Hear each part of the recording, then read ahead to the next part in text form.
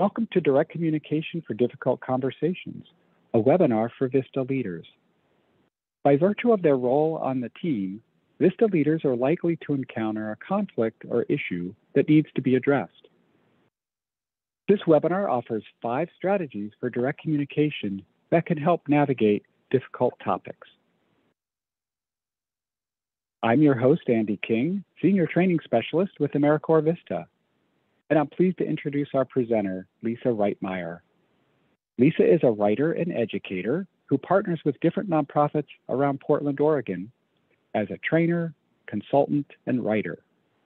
Lisa is both a returned Peace Corps volunteer from Burkina Faso and an alumna of the AmeriCorps National Program, affiliated with Teachers College, Columbia University, where she graduated with her master's in education.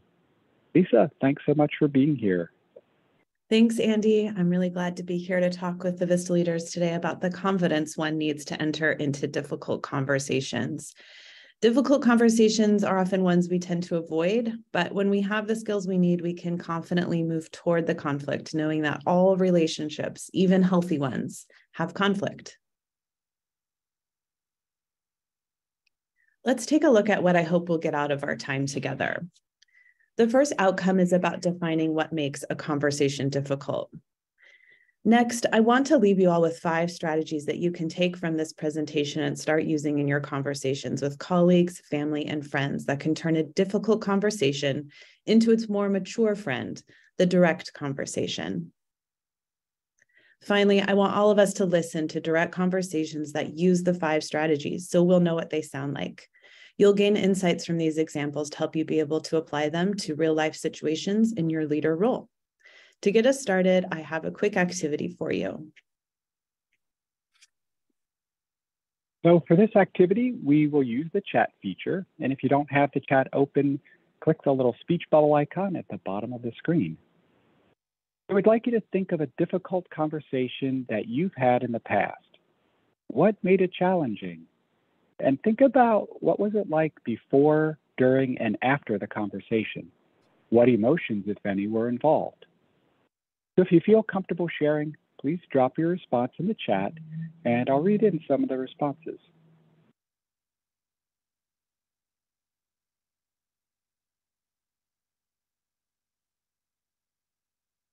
All right, so we have a couple of respondents already. So Tammy says, if the person you're having a conversation with feels attacked, that makes it challenging. Casey shared, not being able to reach mutual understanding with the other person. Kyra says, fear of another's reaction. Having a fear, again, this fear theme keeps coming up. Being afraid that you're going to hurt someone's feelings, right? You don't want to damage the working relationships you have. You don't want to leave somebody with a negative attitude. Yeah, a lot of great ideas here. Someone says you don't want people to see you differently after you've stated your position or your opinion. Several of these also looking at understanding, right? You want to be understood correctly. You don't want to be misconstrued or that have the other person, take your words in the wrong way. So lots of themes, great suggestions here and experiences that you all are sharing about what it is that makes some conversations challenging or difficult. Lisa, anything there that stood out for you? Yeah, several people mentioned this power imbalance or trying to have a conversation either with someone who is ranked sort of above you in the hierarchy of your workplace or below you, which is definitely something this webinar is going to address. So stay tuned for that. And then, of course, I also noticed the word fear that kept popping up. And fear is a big reason difficult conversations feel difficult. We often avoid difficult conversations altogether because of this fear. So the strategies we'll talk about today will help build your confidence to enter into one of these conversations. And since each of us has a different definition of what makes a conversation difficult, let's get on the same page. This was another thing I noticed that came up in the chat was someone mentioned, I want the person to like me. So yeah, that's definitely something we're going to address next. So let's look at what makes a conversation difficult. Seth Godin is a writer and teacher I admire. He defines difficult conversations as conversations that occur when we want more than one thing. So we want someone to stop doing something and not be mad at us, for example. Or we want a person to change their behavior and still be our friend.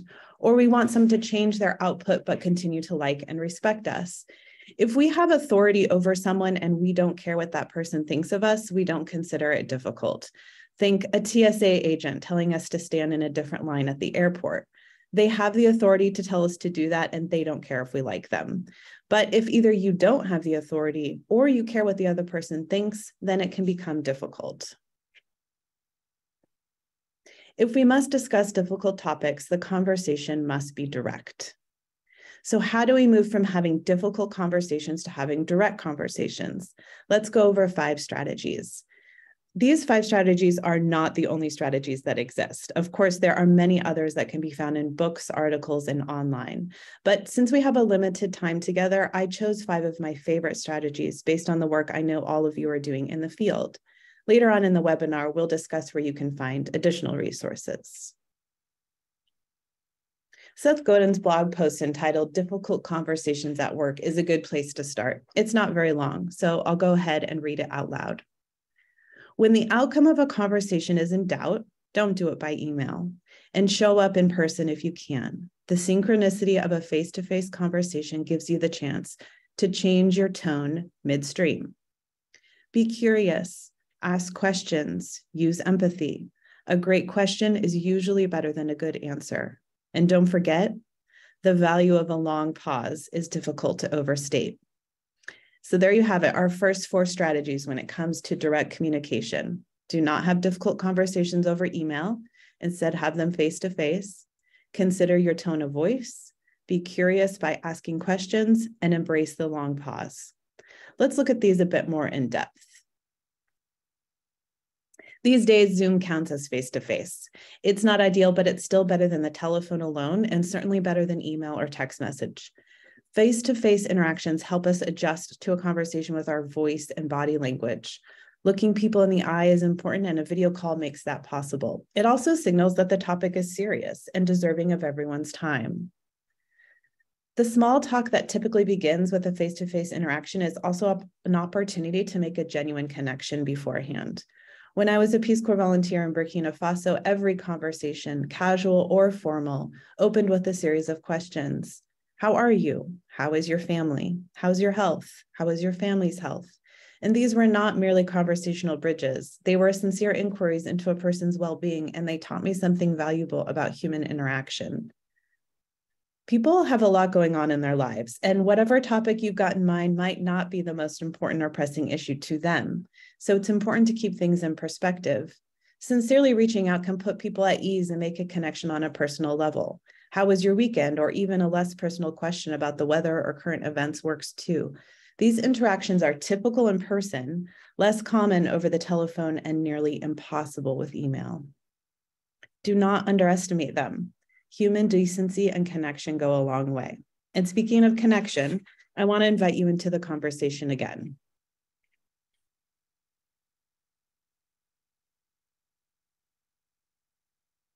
All right, so here's another chance for you to share. Before we look at the strategy of being curious, we'd like to get your thoughts on this question. In a conversation, what are some ways that you can demonstrate curiosity? Or perhaps another way to think about it is, how can you show someone that you're being curious? So some of you already got a head start and you're responding in the chat. We will take a look at some of those responses right now. Yeah, so Bianca echoed asking how someone's doing or feeling, right? Well-being questions is another way of saying that.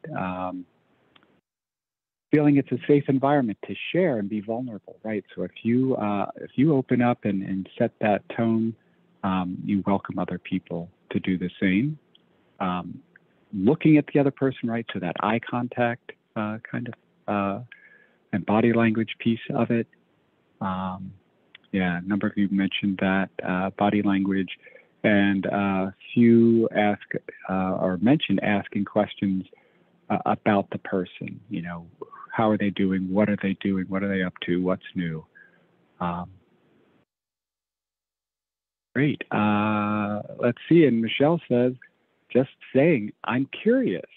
Yeah. Is it possible for you to blah, blah, blah? So just being really open and transparent about your curiosity, and even using that word can be a great way. And smiling, yeah, eye contact, smiling, body language, a number of you mentioned that. So great responses here, Lisa. What did you notice? Yeah, I agree. These are some great ways to demonstrate curiosity, and a few of them will show up later. I give a really embarrassing example of a time that I misused my body language in a professional situation. So that one popped up quite a bit. And I agree. Sometimes we don't even know because we don't walk around right with a mirror to know what our body language is. So sometimes it's helpful to ask colleagues and friends and even family members. So that will come up again. But yeah, these are all great ways to demonstrate curiosity. Most of us don't like conflict, but conflict is normal, healthy, and if it's handled well, it's even an opportunity.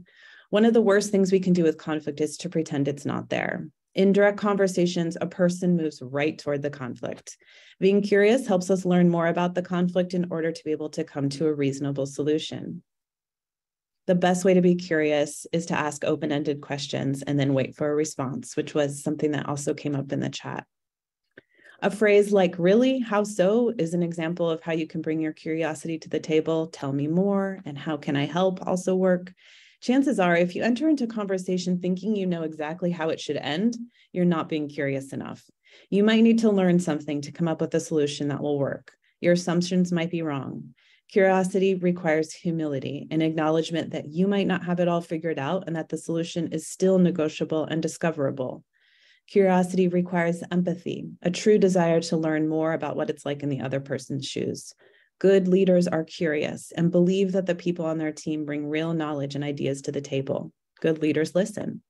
Before we move on, I want to say one more thing about how we ask questions. It's one thing to know what you want to ask, but equally important is how you ask it. With a question like, really, there's a way to ask it that sounds sarcastic and demeaning, really? And there's a way to say it with sincerity and openness, really? With the right tone, you'll have a better chance of engaging someone in a purposeful conversation. A serious but friendly tone isn't easy to master, but that's the goal. So how do we manage the emotions that might arise, emotions like anger, fear, or frustration during these conversations? There are strategies that might work for some of us, but not all of us. Taking deep breaths, for example. Others use humor to help reduce tension. Someone mentioned smiling in the chat earlier. Others might doodle in a notebook during a conversation. Think about what calms you down. Ask yourself how you prepare for other things in your life that you might dread, like going to the dentist. The strategies you employ in those scenarios can help you consider what might work for you during a difficult conversation. So find what works for you. Once during a performance review, I had a boss tell me that he always knew, as did everyone else in the room, when I didn't like an idea being presented in a meeting because I rolled my eyes. I couldn't believe it. I rolled my eyes in work meetings. I felt humiliated. My boss told me that he appreciated knowing what I thought. He just wished I expressed it in another way, using my voice, for example. He wanted to know what I thought, but I had to figure out how to form those initial impressions that caused me to roll my eyes into a useful, productive sentence. So that was a conversation that my boss engaged in that he might have felt was potentially going to be difficult, but because he was direct and clear, it went okay. Our body language sets a tone, much like the tone of our voice. When our emotions are running high, it's difficult to keep things in check. If a conversation begins and you feel your voice or your body temperature rise or your heartbeat go crazy, you can end the conversation. You could say something like, I'm so sorry to do this, but I really need to have this conversation at a different time. Is there a time that might work for you? That's a way to end a conversation in a direct and polite way. Practicing a conversation beforehand in a mirror with a friend can be a great way to help prepare for a conversation, practice your tone, and build confidence. You could consider outlining or writing down what you want to say first and then practicing it in the mirror. Recording ourselves talking into the phone can help us hear what our tone sounds like and allow us to adjust before the real conversation takes place. Embracing the long pause is, for most people, the most difficult of the strategies we've talked about so far. A long pause means silence, and silence during a conversation can feel awkward. We might feel long pauses mean the conversation is not going well. But in direct conversations, the long pause is crucial. It allows the other person time to gather their thoughts before responding. If you jump in and fill the silence, it can interrupt their think time and can sometimes cause them to lose confidence and shut down.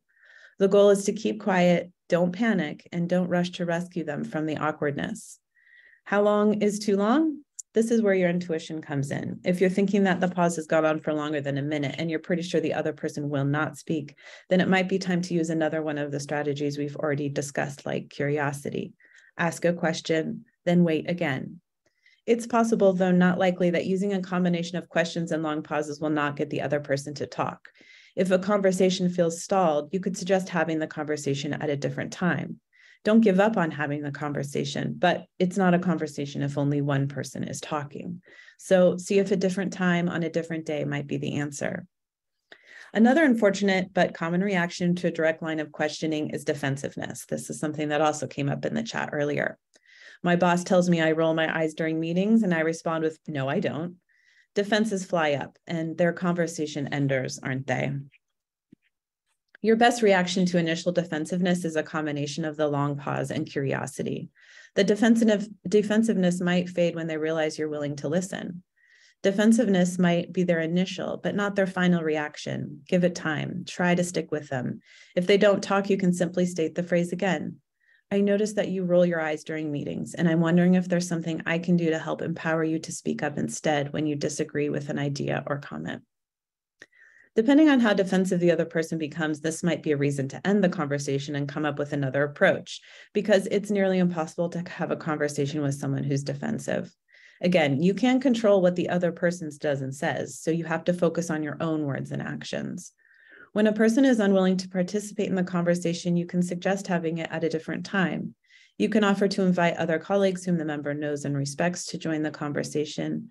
If that doesn't work, then you'll likely need to follow the procedures set by your organization. This might mean bringing the member's site supervisor into the conversation or involving the sponsoring organization. This is what can happen when direct conversations fail, and it's not always our fault when they do. But the strategies we're looking at today can help ensure they do work. Joy Baldridge is a writer and speaker who calls the 5 words best used in difficult conversations the velvet hammers. These are words that are soft like velvet, but pack a punch to get results. The velvet hammers are the 5th strategy we'll talk about today to help you have a direct conversation. What are the velvet hammers? They're noticed and wondering, really, and likelihood and when.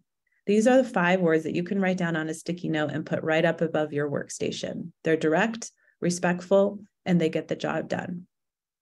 The first 2, noticed and wondering, are a great way to start the direct conversation.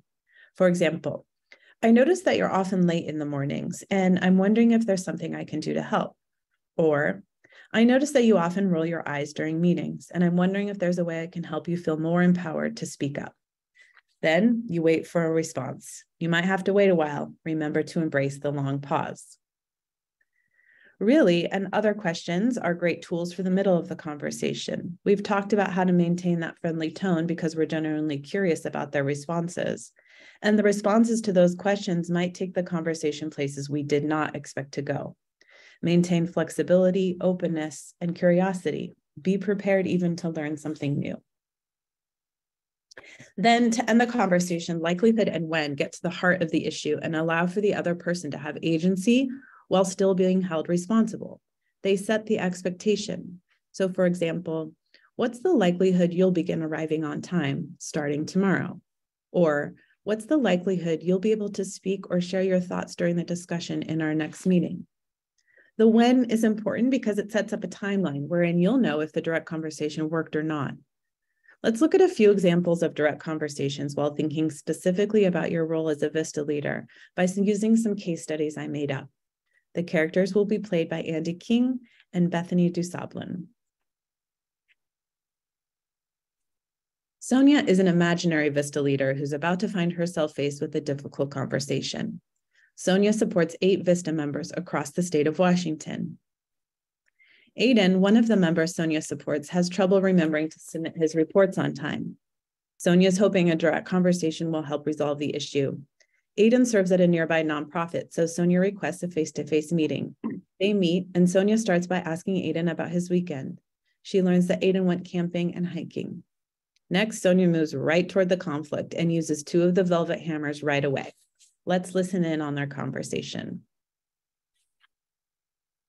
Hey, Aiden, I've noticed that your reports have come in late 3 months in a row now, and I was wondering if there was a way I could help you figure out a strategy to get them to meet on time. Here's how Aiden responded to Sonia's noticing and wondering. Silence. Either he's caught off guard by the direct line, or he's considering how to respond, or both. And here's Sonia's response to Aiden's silence. Sonia embraces the long pause, even though it feels awkward and uncomfortable.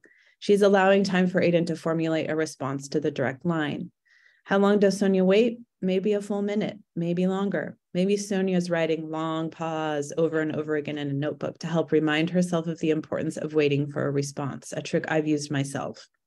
Sonia must use her intuition to figure out whether to wait even longer or to ask another question. Finally, Aiden talks. I hate that stuff. I mean, what's the point anyway? Does anyone actually read those things? They do. The reports help support the program locally and nationally, but I know they're not the most exciting things to fill out. What do you hate about filling out reports? Here, Sonia uses curiosity while maintaining a sincere and friendly tone. Sonia also listens to Aiden's concerns that the work is pointless and responds by validating them and explaining. She then adds the question, what do you hate about the work you're supposed to do? This is a chance for Sonia to find out if there are other obstacles. Maybe Aiden doesn't understand how to fill them out. Maybe he forgets to do them and needs additional reminders. Maybe Aiden is avoiding them because of his presumption that the reports are useless. I don't know, Sonia. Here again, Sonia will embrace the long pause until Aiden continues. It feels like busy work. I completely understand. I too have to submit reports on my end, so I get it. Here, Sonia demonstrates empathy. She knows what it's like to do something that isn't exciting and takes a lot of time. Empathy deepens human connection. How will Aiden respond to that empathy? I guess I didn't realize this was so serious. He's admitting that he feels a little stressed about the conversation. He's worried he's in trouble. He wants Sonia to like him, but he also hates filling out the reports. Really? Here, Sonia uses another velvet hammer while maintaining a serious and friendly tone. Yeah, I mean, you set up this whole meeting just to talk about the reports? I thought I did something bad. Submitting reports is part of your responsibility as a VISTA member, so it is serious. What's the likelihood you'll be able to submit next month's report on time? Here, Sonia reiterates the expectation and reminds Aiden that filling out the reports is a part of their work. She also uses the 2 final velvet hammers, likelihood and when, to conclude the conversation and move from discussion to solution. Yeah, I can do that. And now we have an agreement. Sonia concludes the conversation by saying that she looks forward to seeing Aiden's report on the 15th of the following month and thanking Aiden for the meeting. Now, there is a better chance Aiden will submit his reports on time, but if he doesn't, he won't be surprised if the issue escalates. This example conversation obviously went really well. I'm curious what you noticed Sonia doing that helped the conversation go so well. Okay, so for this activity again, we will use the chat to share your thoughts on the question, what did Sonia do that helped this conversation go well?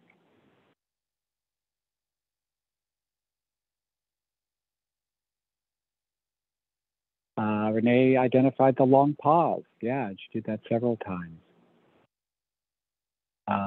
Kenneth says that Sonia offered, how can I assist? Maintained a friendly tone. A number of you have mentioned that. Several of you have pointed out the velvet hammers, right? The pauses were used very effectively. Tone of voice, right? She stayed calm, friendly tone, and very even keeled there, right? And she used empathy.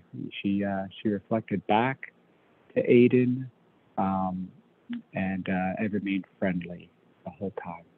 Awesome. So you guys are picking up on this. Lisa, what are your thoughts? Absolutely agree with all of these. I think sometimes things like curiosity, empathy, patience, all of those words that came up in the chat are often considered sort of soft skills. But I think that the thing that I think really went well in this conversation is that you can use those kinds of skills and still be very direct. It's an efficient conversation and it's direct. So just because it's not strong or powerful or using sort of these other kind of other skills that we often think about when we think about confrontation, these skills do help you get something done and have a conversation that leads to the next step. So just noticing that. And in a nutshell, right, Sonia used all 5 of the strategies that we've discussed today, and it was likely a combination of all of them that helped make the conversation a success. She stated the problem, the reports were coming in late, and asked if there's something she could do to help them get them in on time. She used the long pause to give Aiden time to respond. She was open to hearing if there were other issues related to getting the reports in on time, and she responded to his concerns that they were tedious and boring and that they didn't matter. Sonia made sure Aiden understood his responsibility to submit the reports and mentioned to him again when they were due. Great. Let's look at 2 more examples, ones that maybe don't go as well as the conversation between Sonia and Aiden. As you listen to this next conversation between Alex and Audrey, look for evidence of the 5 strategies we've discussed today: face-to-face interactions, being curious, considering our tone, embracing the long pause, and using the velvet hammers. As we listen to after we listen to the conversation, we'll do an activity, but we'll explain that when we come back together. For our first case study, we'll hear a conversation initiated by a member with their leader. The strategies work the same in this context. So this is in reference to this imbalance of power that we talked about at the beginning of the webinar. So here's an example of a member going to a supervisor. After lunch one busy day, Vista leader Alex receives an email from a Vista member asking to set up a Zoom call with her that afternoon. Alex writes back right away and accepts the invitation to the Zoom. When the Zoom call begins, Alex notices that Audrey, the Vista member, looks nervous. Hey, Alex, thanks for meeting with me. Of course. I've noticed that you don't typically call on me to talk during our monthly meetings with the other members, and I was wondering if there's a specific reason or something I should know about why that might be. Whoa, what now? I mean, what are you talking about? I've noticed that I often raise my hand or type something in the chat during our Zoom calls, but you don't typically call on me, and I feel like I don't get to share as often as I'd like. I was wondering if there was a reason. Reason? Why I don't call on you? I guess, yeah, like I really love to participate more often on the calls. I notice that you often call on Mike and James and Brian. I mean, it's not exactly easy to manage those calls. I can't keep track of who's talking when and then lead the session on top of that.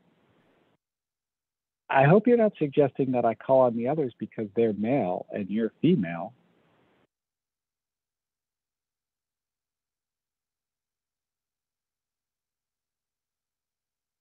I definitely remember calling on you before, several times.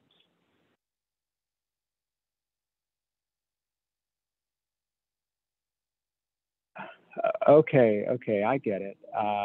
You're just hoping I'll call on you, is that it? That would be great. Do you think it's likely you'll call on me during the Zoom meeting next month? Yeah, sure, Audrey. Sure thing. I mean, I have called on you before.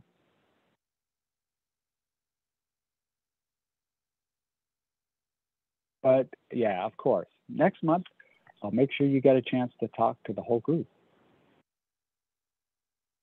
Thanks so much, Alex. Thanks for listening. I really liked working together and I can't wait for our next meetup. I hope I don't ask for the microphone and then forget what I was going to say. No way, no way. You always have such great insights. Okay, thanks again, Alex, and thanks for being such a great leader of our team. And that was the end of their Zoom call. We're going to have you reflect on this interaction, and Andy will explain how it will work. So to debrief this first case study, we're going to use a virtual whiteboard. There's a link in the chat to the board where you'll brainstorm ideas to the question. To add an idea to the board, go to the left menu and click the icon that looks like a little sticky note, and then type your idea in the block that appears. You can change the color if you want, and you can move your note to a place on the board where it makes sense. And if we run out of room on the first page, there's a second page to the board, so you can use the navigation at the top of the screen to go there. So we want you to respond to really a two-part question. First, identify a strategy that Audrey used in her conversation with Alex. And then second, describe what impact you think using that strategy had on the conversation. You'll have 3 minutes to jot down some ideas. And if you run into trouble, let us know in the chat here.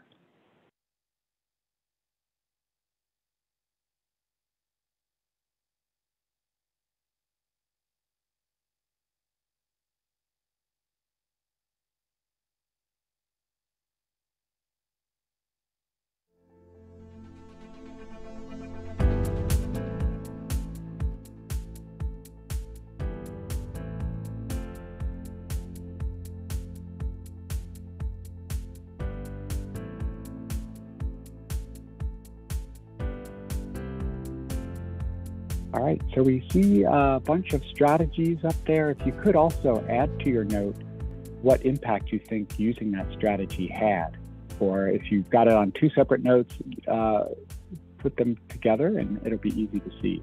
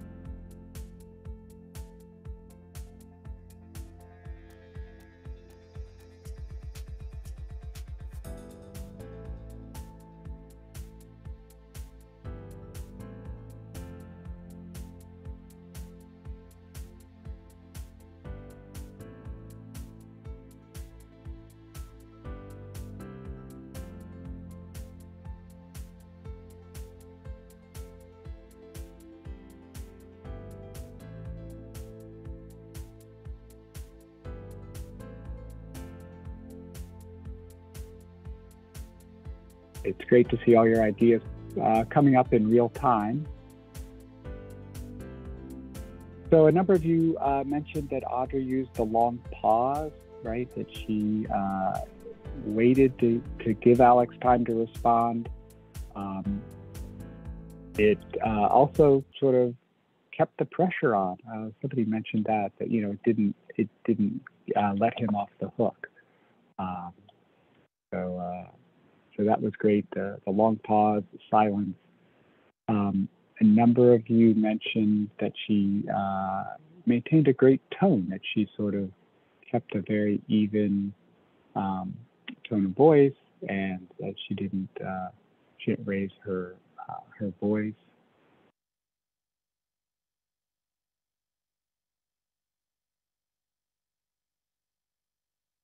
And she used questioning, right? So she asked, you know, if there was a reason why she wasn't getting called on. And a couple of you mentioned humor as well. So that's sort of a quick summary of the the thoughts here. Lisa, what do you think about this?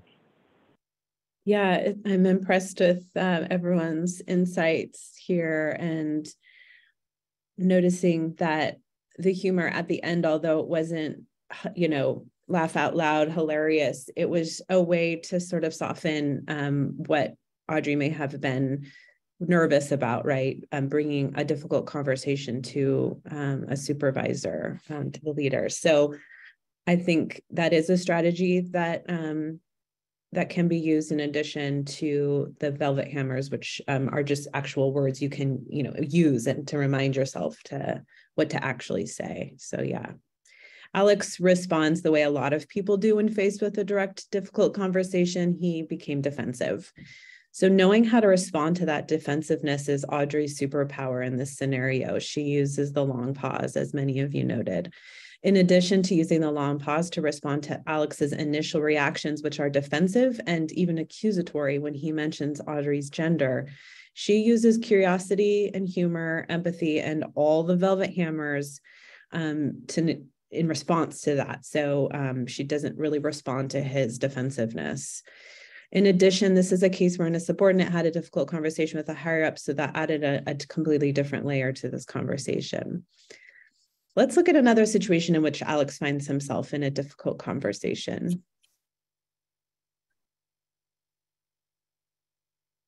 As we listen to this next scenario, I'm going to pause the conversation partway through and ask you to weigh in on how it's going rather than waiting until the end. So listen carefully. This case study involves Alex again and Maureen, one of the VISTA members he supports. Maureen is located 80 miles from Alex, so they stay connected with phone calls and emails. A few months into the year, Alex begins to notice that while Maureen attends the required calls and trainings, she often circles back to ask Alex for information that was already shared with her and the other members.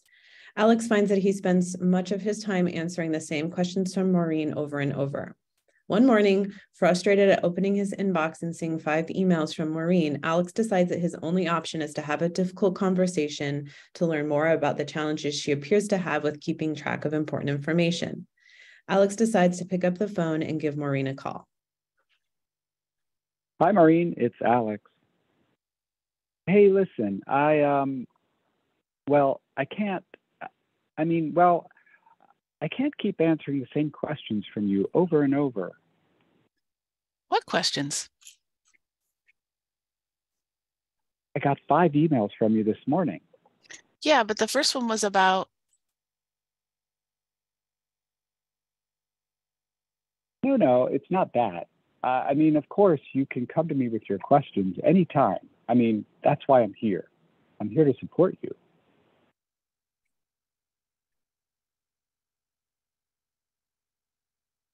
Maureen, you still there? Yes, I'm here.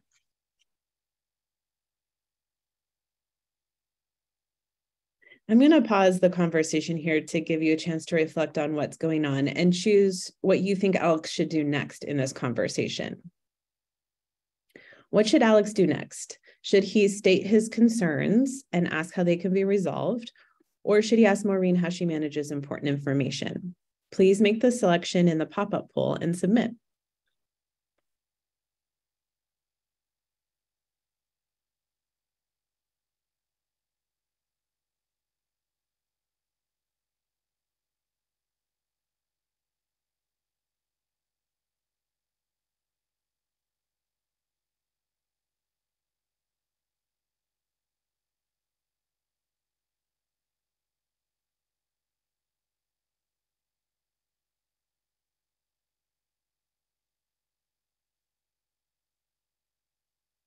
Andy, are you able to see the results coming in?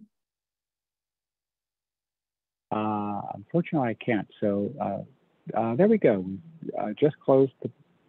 Now we can see. So it looks like so far we've got about 62% of folks asking are choosing B, asking Maureen about how she manages important information.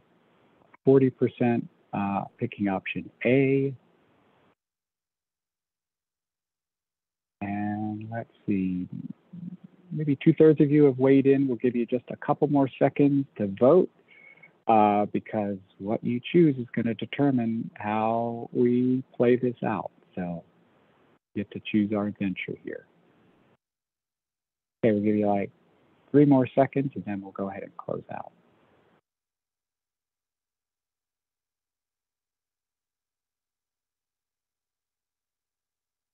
All right, so 58%, they picked B for Lisa. All right, it looks like most of you have chosen the second option. Ask Maureen how she manages important information. So let's play that out and see what it looks like.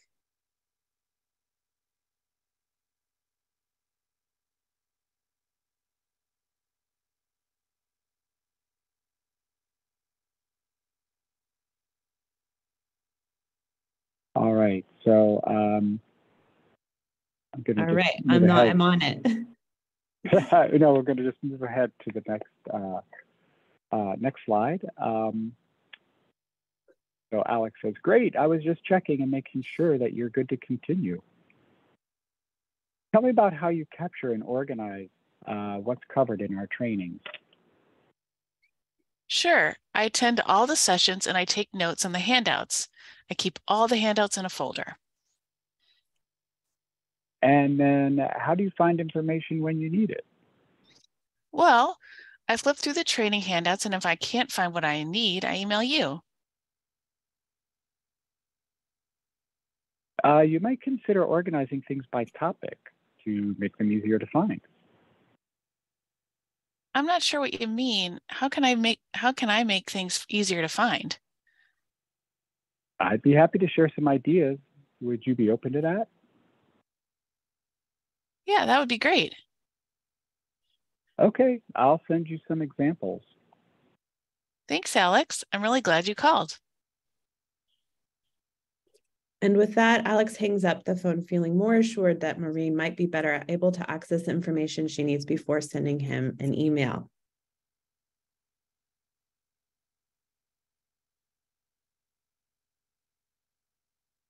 Okay, so now we'd like to take a minute so you can see how well you followed the ending of that conversation. You'll see a poll pop up on your screen, and we ask you to select the best answer from the options and then click submit. The question is, which direct communication strategy did Alex use in his conversation with Maureen?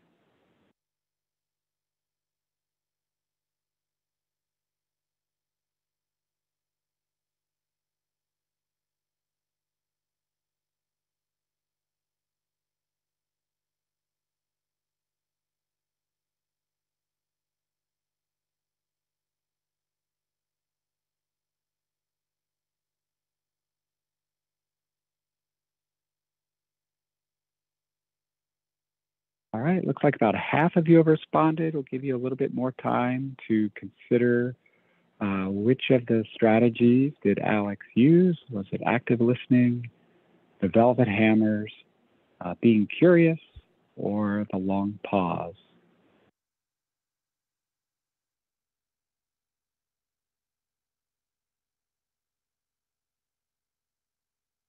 All right, we'll give you just a few more seconds and then we'll go ahead and share the results.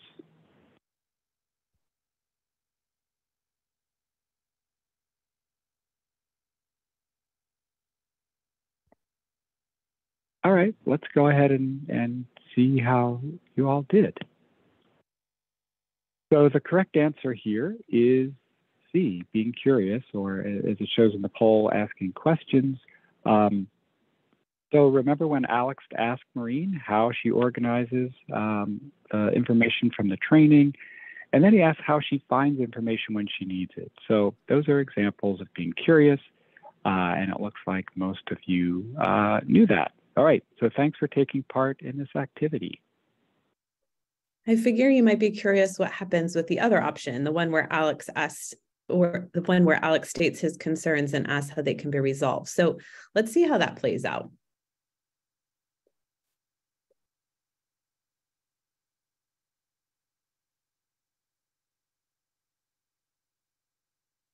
I noticed, Maureen, that you email me several times a day, and I'm wondering if there's anything I could do to help reduce the number of emails I get from you and ensure that you have all the information that you need.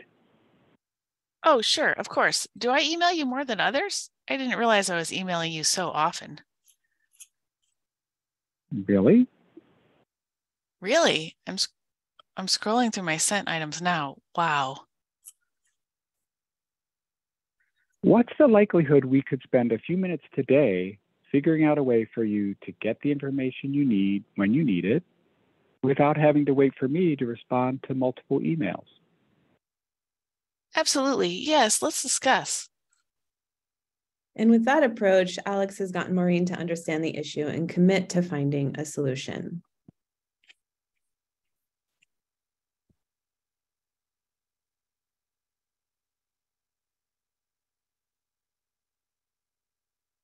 The conversation between Alex and Maureen didn't start off well, right? His frustration with Maureen was clear and it almost clouded over the conversation. But then Alex remembered the strategies we talked about today. In option A, the second option that we saw, he used the velvet hammers to begin to have a direct conversation about his concerns. He started with, "I noticed," and followed up with, "Really?" He finished the conversation by creating a time frame for the two of them to work together toward a solution. In the first conversation we heard, he used the curiosity strategy to ask Maureen open-ended questions about how he thought things were going on her end. He let her respond, and the two worked together to come up with a possible solution. Obviously, the conversation isn't necessarily over and the problem isn't completely solved yet, but Alex no longer has to cringe every time he opens his email. It's possible that just having this initial direct conversation with Maureen about it will help her think twice before she sends him multiple emails. But even if it doesn't, they have a history of respect and professionalism to engage in the topic again later. Hopefully, seeing these 5 strategies and actions through these case studies and even in conversations that were less than perfect will give you a handle on how you might use them in your own conversations after this webinar. But before we go, I want to point out some other resources for further study on the topic. In your packet, those resources are included along with the ones I mentioned earlier in the presentation. Michelle Stowe's TED Talk called Empathy, the Heart of Difficult Conversations is a good one. She shares 5 questions that you can just use straight from there to have a restorative conversation based in empathy. I also have a couple of books to recommend, and I want to suggest that for further study of this topic, you look even beyond your typical business resources.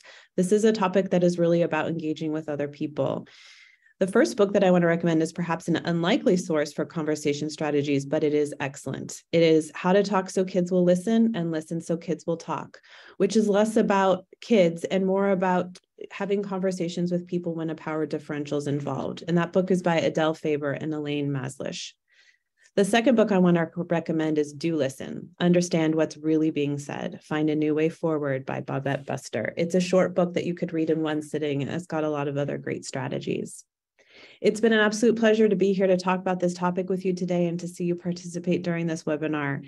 I hope that the next time you're preparing to have a difficult conversation with a supervisor, colleague, friend, or even a family member, you'll reflect on the strategies we've talked about today. And you can prepare beforehand to integrate one or more of the strategies to make your difficult conversation a direct and successful one.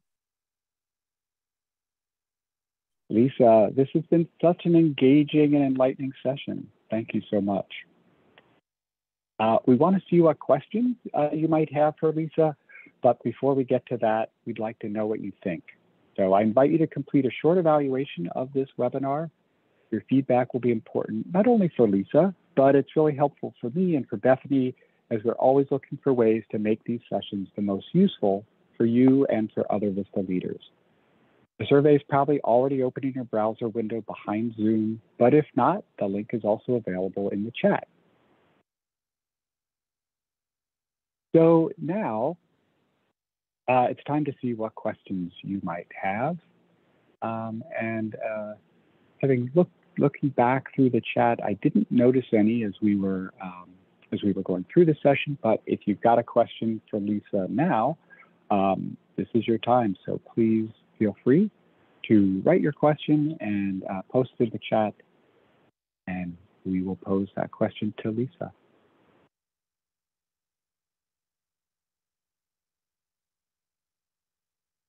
And for those of you who are interested, the resources that Lisa mentioned, you'll find those listed at the end of the slide document. So you can download just one PDF, and the very last page has links to all of those resources there.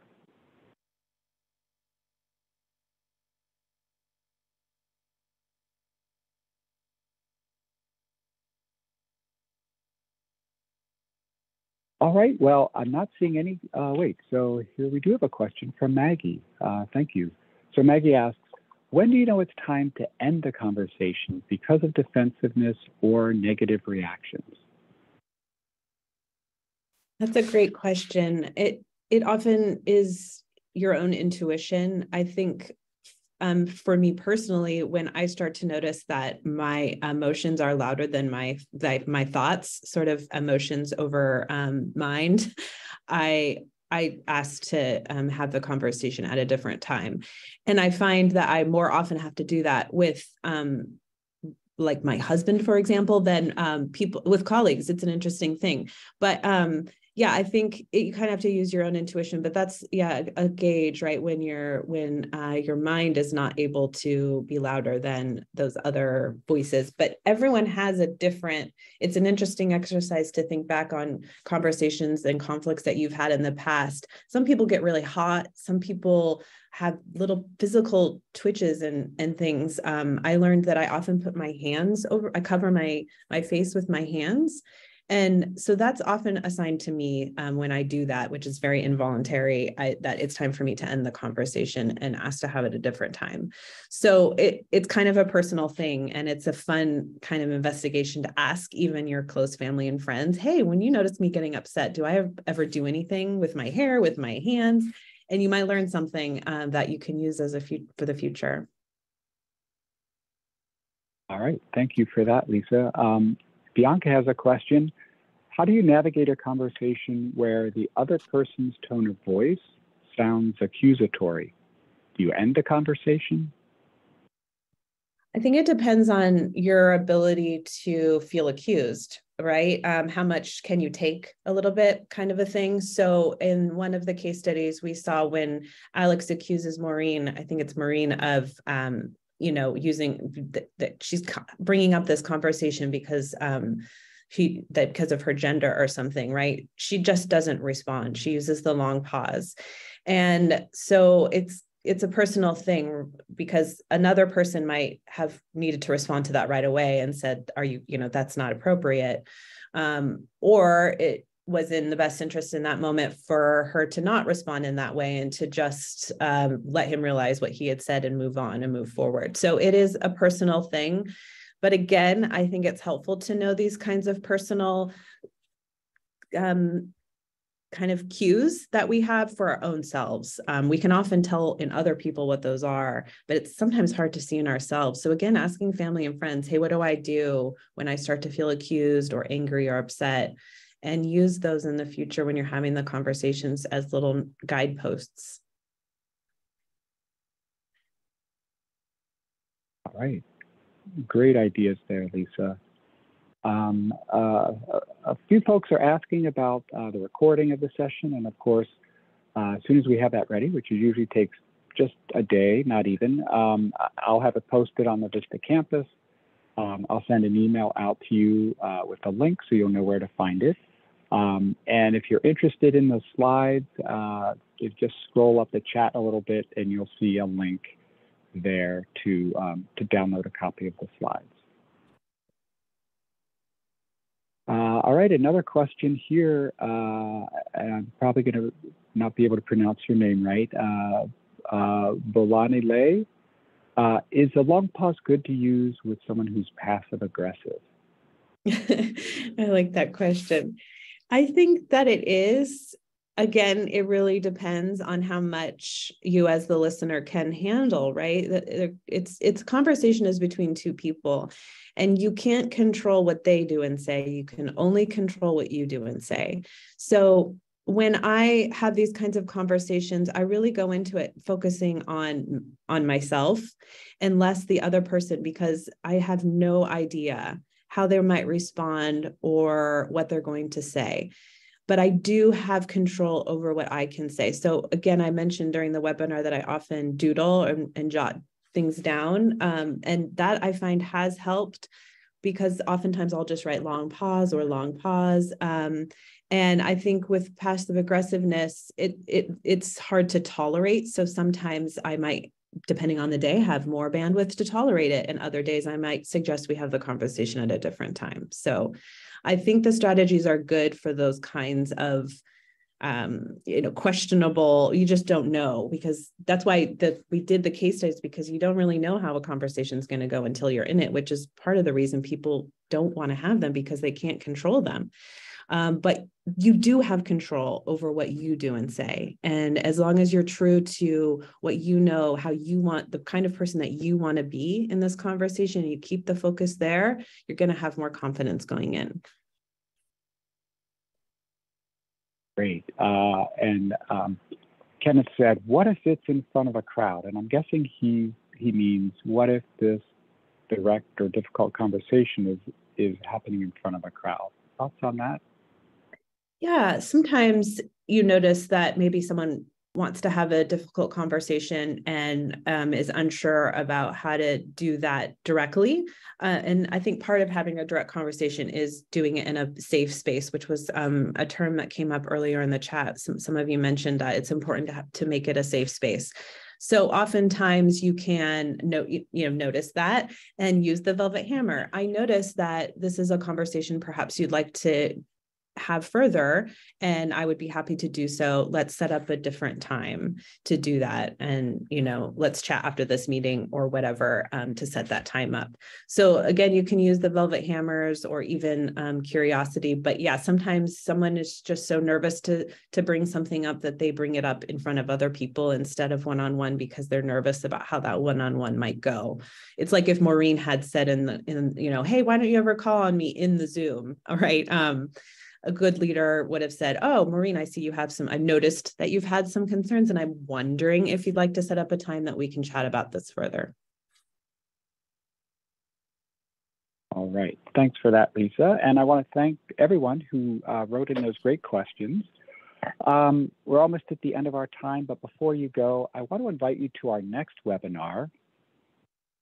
And it's a little ways off. We're doing something a little different in December. So our next webinar for leaders is on data visualization that convey meaning, and it'll take place on January 26th. So we hope to see you there. I want to again thank our presenter, Lisa Reitmeyer, for such an informative and engaging presentation. Thanks to Bethany DeSoblin, not only for her instructional design assistance, but also for her acting skills during the scenarios. And of course, our production team at LSI, Steve Gray and Dylan Lee. And thank you for joining. We hope to see you again soon.